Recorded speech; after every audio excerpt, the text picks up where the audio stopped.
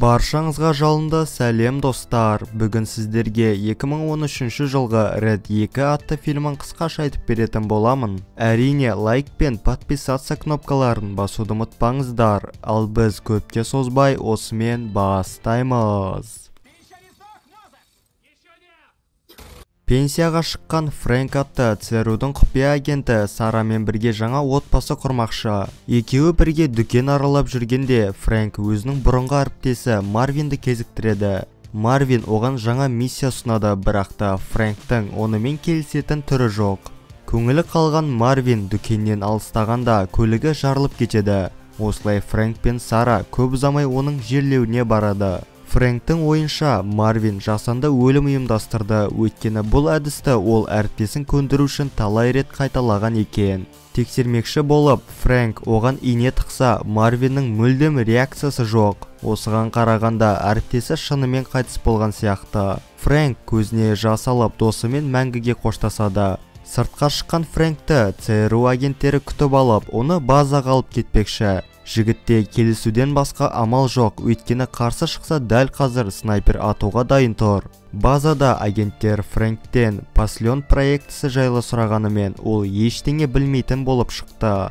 Үкімет ақпаратқа қол жеткізу үшін Джекті жіберген екен. Бірнеше адамды атып түсіріп, ол Фрэнк отырған сұрақ-жауап бөлмесіне кіреді. Джек жігітке егерде құпия ақпаратты айтпаса, онда Сараға қиын болатынын ескертуде. Сол жерде босап кеткен Фрэнк агенттердің бәрін қырады. Джек енді Фрэнкті атқай жатқанда артынан Марвин келіп оны құтқарып үлгереді. Шынымен де Марвиннің өлімі өтірік болып шықты. Осылай екеуі Джекті жарақаттап базадан қашады. Фрэнк көліктің қасынан Сараны көріп, досының қызды неге ертіп келгенін түсінер емес. Жолда Марвиннің айтуынша белгісіз біреу оларды Паслен қауіпті ядролық операциясына қатысы бар деп жала жапқан екен. Көліктің багажынан адамның дауысы естілгенде Марвин әскери барлау бастығын алып қашқанын мойындайды.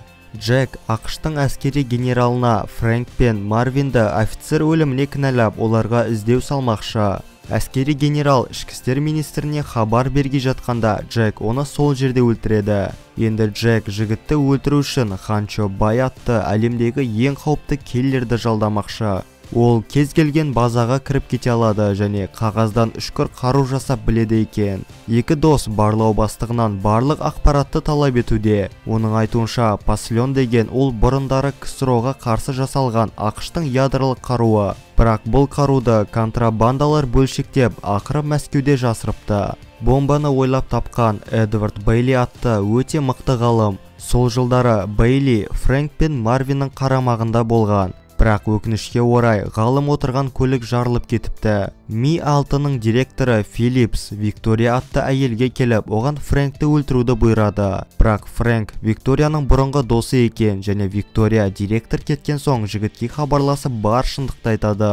Онымен қоса Фрэнктің ізіне хан түскен болатын. Нью-Джерси қаласына келген киллер үшеуі жүрген қонақ үйге тоқтап, олардан бір жолата құтылмақшы. Бірақ Фрэнктің тобы киллерді алдап, оның ұшағына мініп кетеді. Енді Парижде олар құпия ақпарат сататын Құрбақа атты адамды іздеп жүргенде, үшеуін Катя күтіп алады. Ол Ресейдің контрабанда мүшесі және бұрындары Фрэнкпен қарым-қатынаста болған. Енді төртеуі бірге Құрбақаны ресторанда ұстамақшы. Бірақ Сараның кесірінен ол бәрін түсініп мотоциклмен қашады. Оның артынан қуған Фрэнк көп ұзамай көлікпен қағып түсіреді. Құрбақаны қинаудың орнына Сара оны сүйіп, аймалап, ақыры құпия ақпарат жатқан кілтке қол жеткізеді. Бұрынғы жігітін кешкі асқа шақырған Катя оның виносына дәрі қосып, Фрэнкті ұйқыға жіберген соң кілтті өзімен алып кетеді. Қуанышқа орай Марвин қыздың сатқын екенін біліп, кілтті әдейі ауыстырып қойыпты. Фрэнк пен Сара дүкен аралап жүр. Осы кезде хан оларға пулеметтан оқ жаудыруда. Марвин болса динамит арқылы көлікті жарып, Фрэнкпен бірге туннельмен қашып кетеді. Екеуі банкқа келсе, спецназдар Катяны тұтқынға алған екен, өйткені Катя алған кілт жасанды болып шықты. Суырмадағы ақпарат бойынша Паслен қаруын жасаған Бейли 32 жыл бойы Лондонда түрмеде отыр. Осылай Лондонға келген үшеуі емхананың астында орналасқан құпия бункерден ғалымды алып шықпақшы. Марвин алдын ала Викторияға келетінін ескерткен болатын. Сондықтан Виктория оларға жасанды өлім ұйымдастырып, орнына өртенген көлікпен 3 денені қояды. Осыдан кейін Виктория мен Фрэнк емханаға кіріп, сол жерден есі ауысқан ғалымды алып шығады. Виктория үкіметтің неге ғалымды 32 жыл бойы қамауда ұстағанын білу үшін әскерлерге берілмекші. Осы кезде Джек өзінің іздеуін жалғастырып, құрбақаны кезіктіреді. Бірақ та құрбақа бар шындықты айтып қоймау үшін улы сұйықтықты ішіп алған екен. Үшеуі енді Бейлимен бірге Ресейге бармақшы. Олардың ойынша, ғалым бұл жерге келсе, ядролық қару есіне түсіп, оның қайда екенін айтып береді. Шағын дүкенде Фрэнкке хан шабуылдайды, бірақ сол сәтте келген полиция қызметкерлері оған жасырынуға мүмкіндік береді.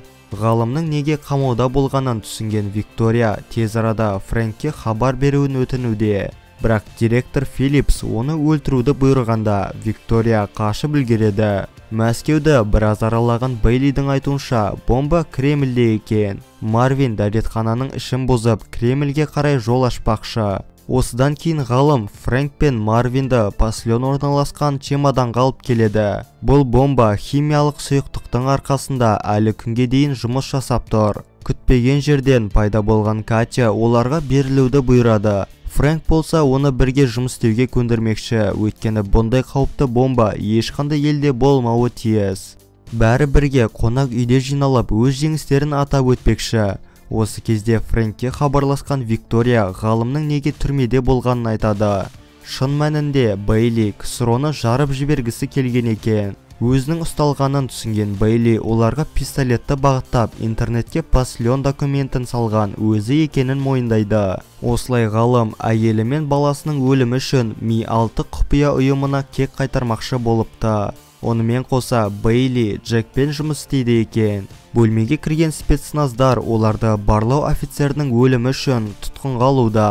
Джектің ойында Бейлидан бомбаны алып, оны түрмеге жабу. Бірақ та Бейли оның ойын түсініп, улы газбен ұшақтағының бәрін ұйқыға жібереді. Осылай Бейли Лондонда Иран елшілігінде жасырынбақшы. Әскерлер көпке созбай үшеуін атқай жатқанда, Виктория снайпермен оларды құтқарып үлгереді. Енді Лондонға барғай жатқанда Фрэнкке хан шабуылдайды. Фрэнк тез арада ғалымды ұстамақшы, әйтпесе оның кесірінен бүкіл Лондон жоғалуы мүмкін. Хан көмектесуге келсе де, соңында Фрэнкті өлтіруге уәде береді. Лондонда Марвин Иран елшілігінің канализациясын жарған соң, олар сантехник кейпінде ішке кіреді. Осы кезде ирандықтар Бейлиден бомбаны сатып алған болатын. Ғалым көпке созбай бәрін қырып шыққан соң бомбаны іске қосады. Біраз уақыттан соң жігіттер бомбаны тапса да, оны қалай өшіретінін білмейді екен. Бейли Сараны тұтқынға алған соң, оны көлікке отырғызып, ханның ұшағына қарай жол тартады, өйткені Лондонның жарылуына 1 сағат қалған болатын. Хан мен Виктория көлікке мінеді, ал Фрэнк пен Марвин Бейлиді тікұшақпен қуып жетпекші. Марвин бомбаны өшіргей жатыр, бірақ сымды қате кескенде таймер жылдамдай түседі. Арттарынан қуған ирандар тікұшақты жерге құлатса да, екеуі тірі болып шықты. Аэропортқа келген соң Фрэнк бомбаны алып Бейли мен Сара отырған ұшаққа кіреді. Бейли одан бомбаны да, Сараны да алып тез арада кетуін өтінуде. Бірақ екеуі кеткен соң әуеге көтерілген Бейли ұшақтың ішінен таймердің дауысын естиді. Осылай бомба аспанда жарылып, төртеуі Лондонды құтқарып қалады. Ашу үстінде хан жарылған ұшақ үшін ақша талап етуде, бірақ Фрэнк оның сөздерін елейтін емес. Осымен біздің Red 2 атты киномыз аяқталады. Достар, видеоны соңына дейін көргендеріңізге үлкен рахмет, және де лайк пен подписаться кнопкаларын басуды ұмытпаңыздар. Ал ендеше келесі видеода жүздескенше сау болыңыздар.